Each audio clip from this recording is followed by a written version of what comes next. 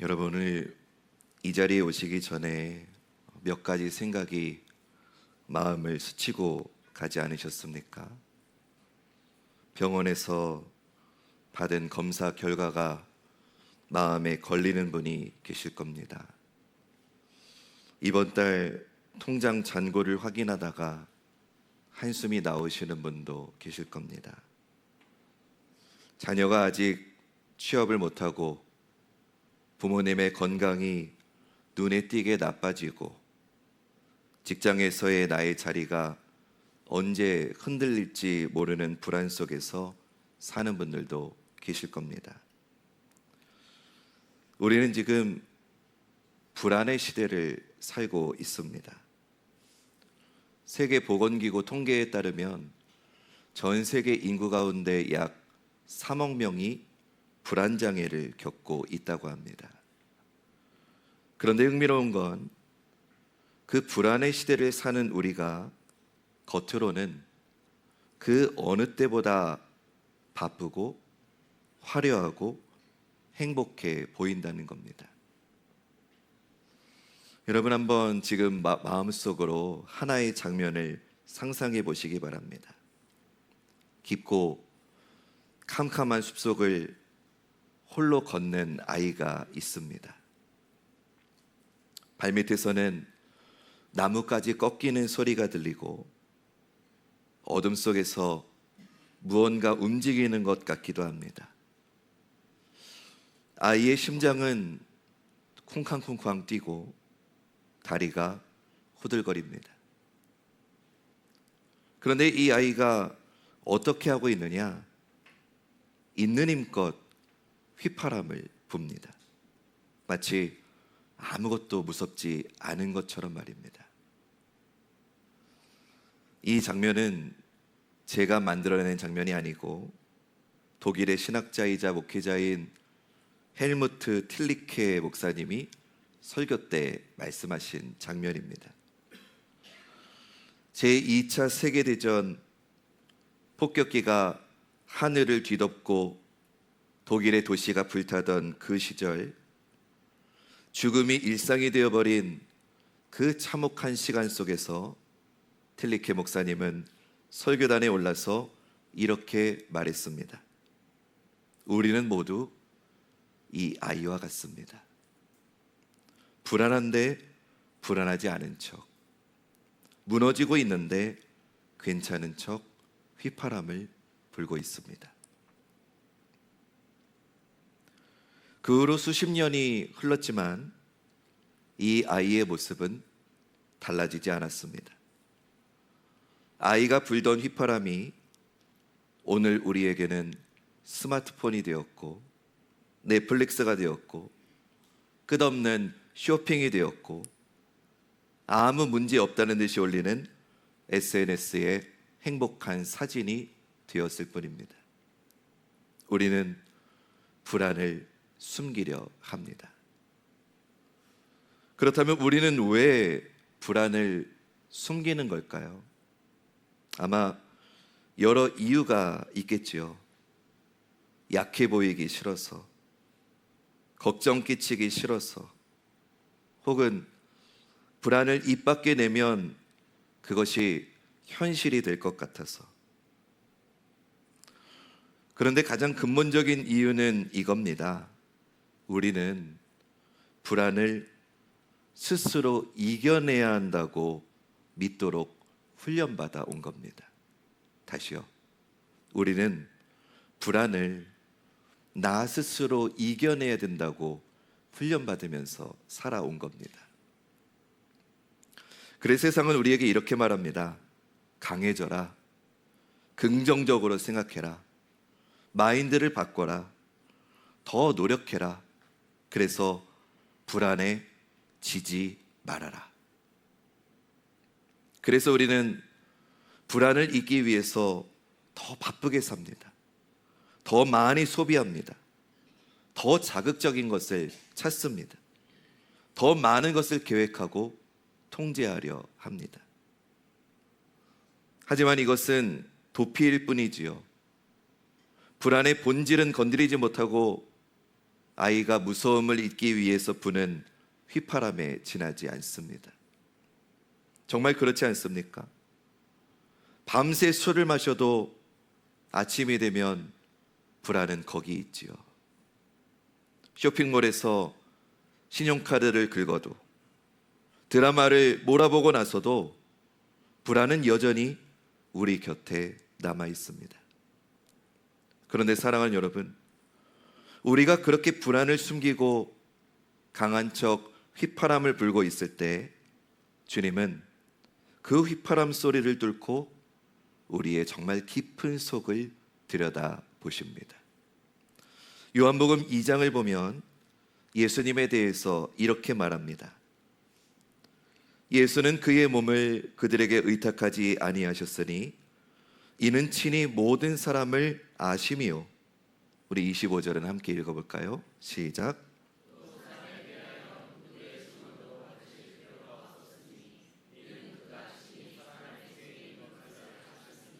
아멘. 끝에 보니까 친히 사람의 속에 있는 것을 아셨음이니라. 우리가 괜찮습니다 라고 말할 때 주님은 우리가 전혀 괜찮지 않다는 것을 알고 계십니다.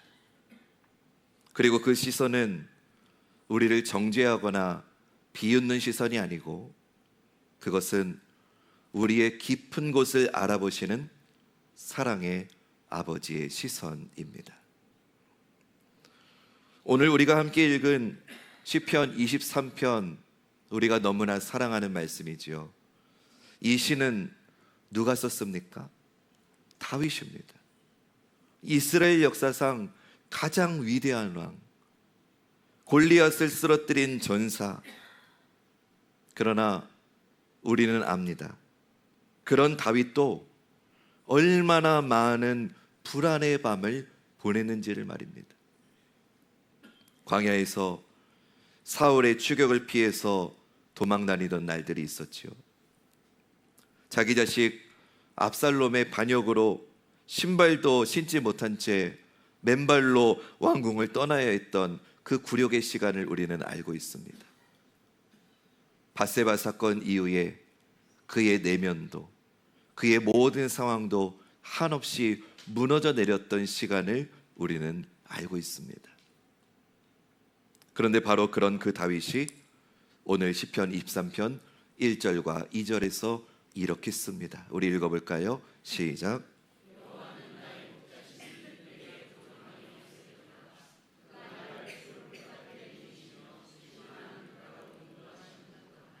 아멘. 4절에서는 더 직접적으로 고백하는 말씀 읽어보겠습니다. 시작.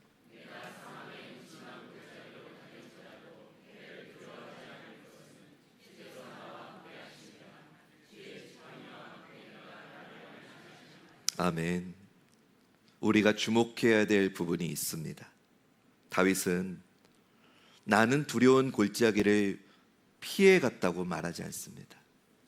나는 그 골짜기 앞에서 두렵지 않은 강한 자였다라고도 말하지 않습니다. 그는 고백합니다.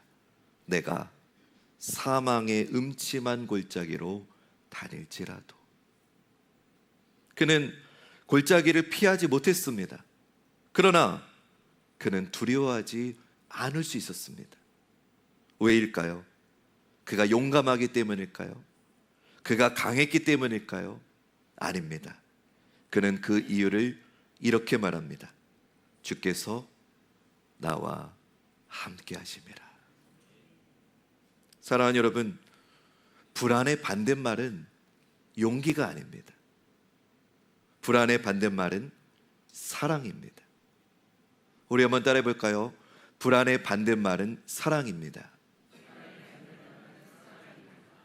어떤 사랑을 말하나요? 지금도 나를 감싸주시는 사랑, 지금도 흔들리는 나를 붙잡아 주시는 아버지의 그 사랑, 어두운 골짜기 속에서도 여전히 변함없이 나와 함께 걷고 있는 주님의 그 사랑이죠. 요한일서 4장 18절은 우리에게 이렇게 말씀합니다. 사랑 안에 두려움이 없고 온전한 사랑이 두려움을 내쫓나니. 두려움을 내쫓는 건 나의 용기가 아닙니다. 두려움을 내쫓는 건 아버지의 사랑입니다. 사랑하는 여러분, 오늘 이 자리에 불안을 안고 오신 분 계십니까? 하나님이 그런 여러분에게 요구하시는 건 강해지라는 게 아닙니다. 주님의 사랑 안에 머물라는 것입니다. 휘파람을 멈추고 주님의 강한 팔 안으로 들어오라고 하십니다. 여기서 저는 여러분에게 한 가지를 더 말씀드리려고 합니다. 여러분, 우리 주님 예수님도 불안해하셨습니다. 이상하게 들리실지 모르겠지만 이것은 성경이 말하는 사실입니다. 겟세마네 동산에서 주님은 땀이 빗방울처럼 되도록 기도하셨습니다. 아버지여, 할만하시거든 이 잔을 내게서 지나가게 하옵소서. 죽음 앞에서 주님은 주님의 영혼도 깊이 고민하고 슬펐습니다. 그리고 십자가 위에서 그 극한 고통과 버림받음 속에서 주님은 외치셨습니다. 엘리 엘리 라마 사박다니, 나의 하나님, 나의 하나님, 어찌하여 나를 버리셨나이까. 저는 이 말씀을 읽을 때마다 숨이 턱 막힙니다. 하나님의 아들이 버림을 받으셨습니다. 하늘이 닫히고 아버지의 얼굴이 보이지 않고 어둠만 가득한 그 순간, 이것이야말로 인류 역사상 가장 처절한 불안의 외침 아닐까요? 그런데 여기서 우리가 절대 놓쳐서는 안 될 것이 있습니다. 예수님은 허공에다 대고 독백하신 게 아니라는 겁니다. 주님은 외치셨습니다. 나의 하나님, 나의 하나님. 아버지가 보이지 않고 아버지의 응답이 들리지 않고 아버지가 떠나버린 것 같은 그 순간에도 예수님은 아버지의 손을 놓지 않으셨던 겁니다. 나의 하나님이라 부르며 그 불안을, 그 공포를, 그 죽음을 고스란히 아버지 앞에 내려놓으셨습니다. 사랑하는 여러분, 저는 이것이 오늘 우리가 겪고 있는 불안을 다루는 방식이라고 믿습니다. 불안은 없어지는 게 아닙니다. 불안은 없는 척하는 게 아닙니다. 불안은 불안을 그대로 들고 아버지 하나님 앞에 나아가는 것입니다. 나의 하나님, 나의 하나님이라 부르면서 나의 불안을 아버지 앞에 쏟아놓는 것이 우리가 불안을 극복할 수 있는 유일한 방법입니다. 시편 기자도 똑같은 방식으로 기도했습니다. 시편 22편을 보면 나의 하나님이여, 나의 하나님이여, 어찌 나를 버리셨나이까, 이렇게 시작합니다. 시편 42편을 보면 내 영혼이 낭망하오나 나는 하나님을 바라리이다라고 고백합니다. 우리 함께 시편 42편 11절 말씀 화면 보면서 함께 선포해 봅시다. 시작.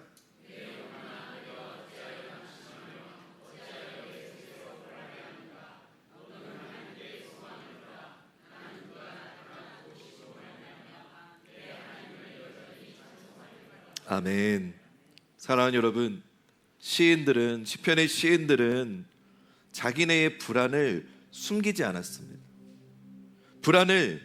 그 불안을 있는 그대로 하나님 앞에 그대로 내밀었습니다. 오늘 우리도 그래야 됩니다. 우리도 마찬가지입니다. 하나님은 지금 여러분의 가장 솔직한 기도를 듣고 싶어 하십니다. 하나님, 저 무서워요. 하나님, 저 불안해요. 하나님, 지금 저 혼자인 것 같아요. 어쩌면 이 기도가 지금 우리 사랑하는 고명희 권사님의 기도 아닐까요? 하나님, 저 내일 수술 받아야 되는데 저 무서워요. 저 불안해요. 저 혼자인 것 같아요. 수술대에 들어가면 사랑하는 가족들도 같이 들어가지 못하고 이제 마취가 시작하면 내 의식조차도 사라져버리는 그 순간에 하나님, 나 불안해요. 나 무서워요. 나 혼자인 것 같아요. 저는 그 기도가 세상에서 가장 아름다운 기도라고 확신합니다. 하나님이 가장 찾으시는 기도라고 믿습니다. 이제 말씀을 맺겠습니다. 오늘 이 자리에 오시기 전에 우리는 모두 우리 각자의 숲속을 걸어왔습니다.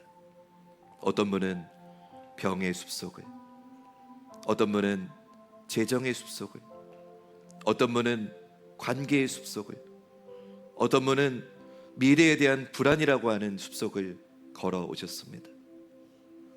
그리고 어쩌면 우리는 그 숲속을 걸어오면서 애써 괜찮은 척 휘파람을 불어왔는지 모릅니다. 괜찮은 척, 강한 척, 믿음이 좋은 척.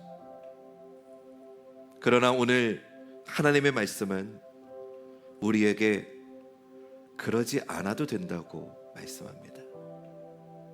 사랑하는 여러분, 휘파람을 멈추셔도 됩니다. 강한 척하지 않아도 됩니다.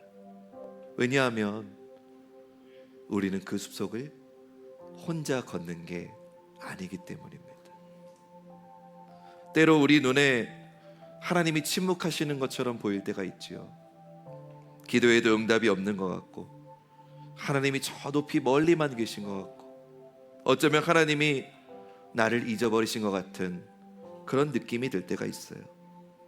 그러나 그 순간에도 하나님은 침묵하고 계신 게 아니라 어쩌면 어둠 저편에서 홀로 쓰러져 있는 나를 위해서 가장 깊은 사랑으로 치열하게 나를 위해 찾아오고 계신 줄로 믿습니다.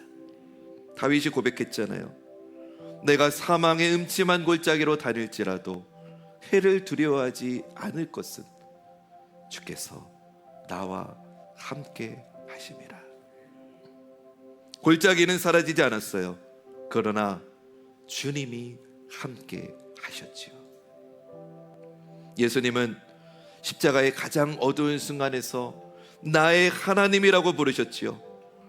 모든 세상의 버림받음 속에서도 아버지를 붙드셨지요. 그러자 주님은 죽음으로 끝났나요? 아니에요. 부활하셨어요. 어둠이 결코 마지막이 아니었어요.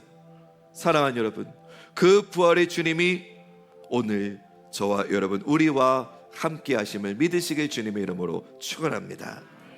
여러분이 걷고 있는 그 인생의 숲속에 지금 주님이 함께 계십니다. 여러분 앞에서 걸으시고, 여러분 곁에서 걸으시고, 여러분이 쓰러지면 붙들어 일으키시며 우리와 함께하고 계십니다. 사랑하는 여러분, 불안해해도 괜찮습니다. 무서워해도 괜찮습니다. 다만 그 불안을 아버지 하나님께 내밀면서 오늘 이거 한 가지만 꼭 기억하십시오. 우리는 혼자가 아닙니다. 우리는 혼자 걷지 않습니다. 우리 한번 가슴에 두 손을 얹고 이렇게 한번 고백해 봅시다. 나는 혼자가 아닙니다. 나는 혼자 걷지 않습니다. 무섭고 불안하고 두려운 내 인생길에 굳이 무섭지 않은 척 휘파람 부는 거 이제 그만하시고, 하나님, 나 무서워요, 나 두려워요, 나 혼자인 것 같아요, 솔직한 기도를 올려드리면 하나님께서 오늘 말씀하십니다. 얘야, 내가 너와 변함없이 함께하고 있다. 내가 너의 손을 꽉 붙잡고 있다. 우리 사랑하는 고명희 권사님, 이제 내일 수술대에 올라서 모든 보호자와 떨어지는 그 순간에 하나님이 우리 권사님 영혼에 말씀하실 겁니다. 고권사, 내가 너와 함께 있다. 네가 다시 눈을 떠는 그때까지 내가 너와 함께 있다.